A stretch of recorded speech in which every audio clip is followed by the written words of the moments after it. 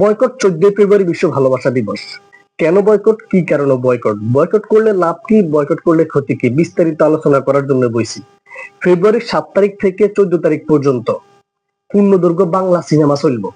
এই সিনেমার মধ্যে আছে rose day, hug day, kiss day, বাপ ডে, তরকারি ডে, আরো কত ডে আছে।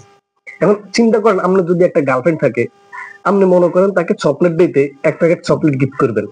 বিশেষ করেন ভাইয়া বর্তমান বাজার হবার যে দাম, আপনি তারা এক প্যাকেট চকলেটের দাম দিতে গেলেও মনে করেন 1000 টাকা। এবং ওই চকলেটটা যখন আপনি তারা দিয়ে আসতে যাইবেন, তার লগে দেখা করবেন, তখন তার না হলেও তার 1000 টাকা নাস্তা খাওয়াইতে হইব।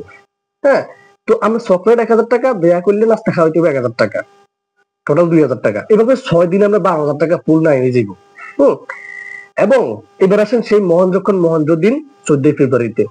ভাইয়া বিশ্বাস করেন, সেদিন আমরা সকালবেলা 10,000 টাকার বান্ডেল পকেটে বাইরেছেন, সারাদিন গার্লফ্রেন্ডের লগে ঘুরছেন, ঘুরাঘেরা শেষ করার পরে আমরা যখন সন্ধ্যাবেলায় বাসায় ঢুকবেন, ঢুকে দেখবেন আমরা 10,000 টাকা নাই, পুল পথে পথে হয়ে গেছে।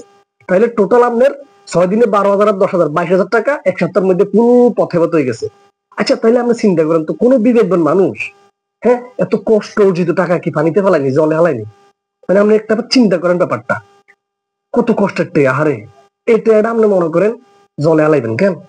এই টেয়া দিয়ে ভাইয়া আপনি আপনার বন্ধু বান্ধবের লগে কক্সবাজার ঘুরতে যান, খাগড়াছড়ি যান, রাঙ্গামাটি যান, বিশ্বাস করেন ভাইয়া আপনি খুব আনন্দ পাইবেন।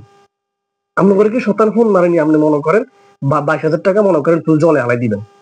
এলে মনে করেন আমি প্রেম প্রীতি করি না, আমার গার্লফ্রেন্ড নেই, এবং আমি 14 ফেব্রুয়ারি বয়কট করি। রে দাদা ভাই রে, তুই এনে বলবে গপ মারাস কেন, সাপা মারাস বইবে?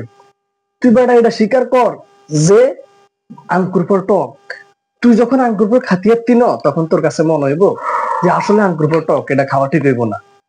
মূল কথা হচ্ছে তুই তো এই বয়স থেকে গার্লফ্রেন্ড প্রকার করতে আসছ না। তুই এলাই মনে কর এখন মানুষের চাপা চুপা মারি বুঝাস কেন?